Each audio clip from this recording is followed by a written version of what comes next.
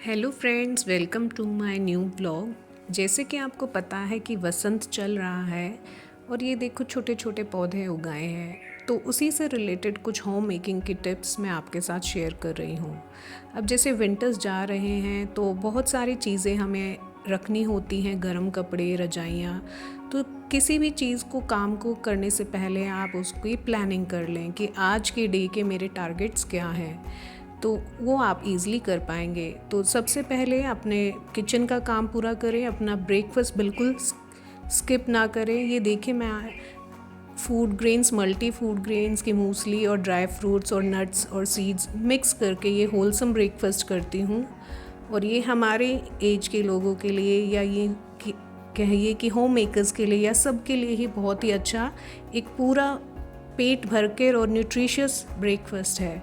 तो आपको जो भी काम करना है अपना ब्रेकफास्ट कर लीजिए। तो ब्रेकफास्ट करते हुए मैं अपने प्लांट्स को देखती हूँ, बालकनी में जो मॉर्निंग की धूप होती है वो एंजॉय करती हूँ कि देख रही हूँ कौन से प्लांट्स कैसे ग्रो कर रहे हैं, किन्हें रीपॉटिंग की ज़रूरत है, किन की मैं नए प्लांट की तरह नया प्लांट अभी इस मौसम में लगा सकती हूँ। तो ये सारी चीज़ें देखते हुए मैं अपना मॉर्निंग का ब्रेकफास्ट एंजॉय करती हूँ। आप लोग को भी शायद ऐसा ही मॉर्निंग की सबको ही इच्छा होती है कि ऐसा हम टाइम स्पेंड करें मॉर्निंग में। तो वो चीज़ ही हम अपनी बिज़ी शेड्यूल से निकाल के एंजॉय करने की कोशिश करते हैं। अब विंटर्स ख़त्म हो गए हैं लगभग, तो ये गर्म बेडशीट्स अब नहीं पसंद आती, तो उसको चेंज करके अब मैं मोटी कॉटन की बेडशीट लगा रही हूँ, क्योंकि इनको वॉश करके अब रखने का टाइम आ गया है। तो जैसे बेड की कुशनिंग है तो मैं उसी कॉटन के पिलो कवर से ही मैं उस कुशनिंग को साफ़ कर देती हूँ कि जो भी हल्की फुल्की डस्ट है वो अभी साफ़ हो जाए।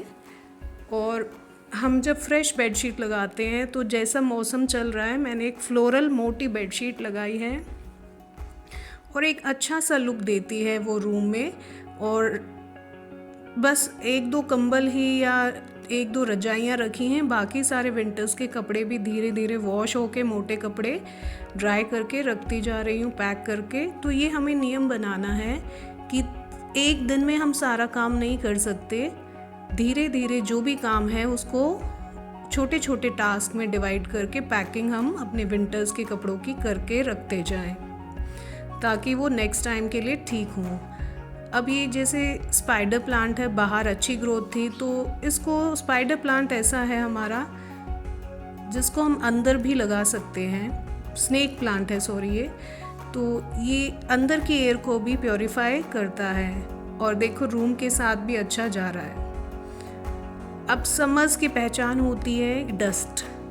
आपको विंडोज़ की ग्रिल में हर जगह आपको डस्ट मिल जाएगी, तो वो बता देती है कि समर्स आ गए हैं, क्योंकि हवाएं तेज़ चलती हैं तो हर कोने में आपको डस्ट मिल सकती है। आपके घर में आप कितनी ही सफाई कर लीजिए। तो मैं स्टील की रेलिंग को साफ़ करने के लिए एक कॉटन का पुराना टाल को यूज़ करती हूँ और वो अच्छी तरह डस्ट क्लीन कर देता है। आप सिर्फ पानी से गीला करके भी कर सकते हैं।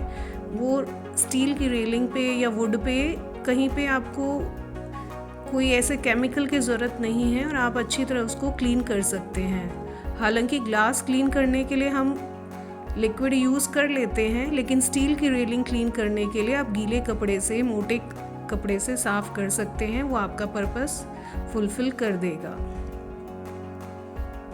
तो आज मैंने डिसाइड किया था कि स्टील की रेलिंग वगैरह, ग्रिल और ये सब क्लीन करूँगी और उसके बाद ही कोई बड़ा टास्क है वो लूँगी। ये 5 मिनट्स की क्लीनिंग का रूल हमारा हर रोज़ की डस्टिंग का बहुत सारी चीज़ें हमारी ख़राब होने से बचा देता है और एक बर्डन नहीं लगता हमें डस्टिंग करना। देखिए, ये एक छोटी से प्लांट पे टमाटर लग गए हैं, तो वो ही हमने कैप्चर कर लिए। अब मैंने एक कॉर्नर देखा कि बालकनी का ये जो लेडर स्टैंड है, इस प्लांट्स वगैरह को भी मैं क्लीन कर दूं।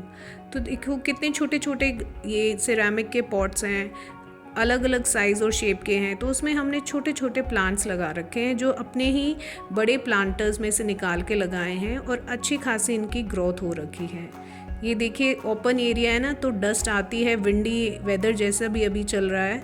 अब दिख रहा है कि आप रेगुलर क्लीनिंग की ज़रूरत है और तभी हम अपने घर को ज़्यादा बेटर क्लीन कर पाएंगे। विंटर्स में इतनी डस्ट नहीं उड़ती, लेकिन समर की आने की पहचान ही ये होती है, डस्ट डस्ट, हर जगह डस्ट। ये बहुत अच्छी डिफरेंट शेप्स की कलेक्शन है सिरामिक पॉट्स की।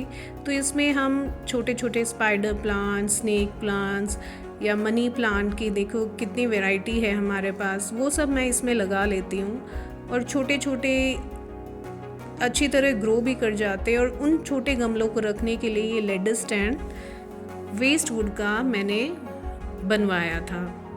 तो एक कॉर्नर इनको दे दिया इन प्लांटर्स को और बहुत अच्छे लगते हैं यहाँ पे। अब जैसे सीज़न चेंज हो रहा है तो बच्चे बीमार होने के ज़्यादा चांसेस बढ़ जाते हैं, तो अपनी इम्यूनिटी को स्ट्रॉन्ग रखने के लिए एक होलसम ब्रेकफास्ट और उसके साथ फ्रूट को आप बिल्कुल सीजनल जो फ्रूट हैं उनको मिस ना करें।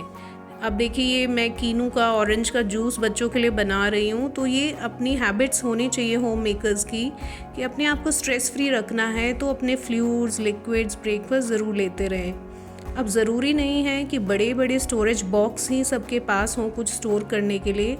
यहाँ मैं देखिए एक हैवी ड्यूटी वाला जो कैरी बैग होता है उसी में गर्म बेडशीट्स वगैरह फोल्ड करके रख रही हूँ और एक पुरानी दुपट्टे से मैंने उनको ऊपर के कवरिंग को बंद किया है कि कहीं से भी ब्लैंकेट्स के अंदर डस्ट ना जाए। और इनको नॉट लगा के एक कवर बन गया है, इसमें 3-4 मैंने गरम चादर, ब्लैंकेट्स वगैरह फोल्ड करके रखे हैं। तो आपके पास जो भी अवेलेबल रिसोर्सेज हैं उन्हें हमें स्मार्टली यूज़ करना आना चाहिए, ताकि हमारी स्टोरेज की प्रॉब्लम भी सॉल्व हो जाए और हमारे पैसे भी ज़्यादा वेस्ट ना हो।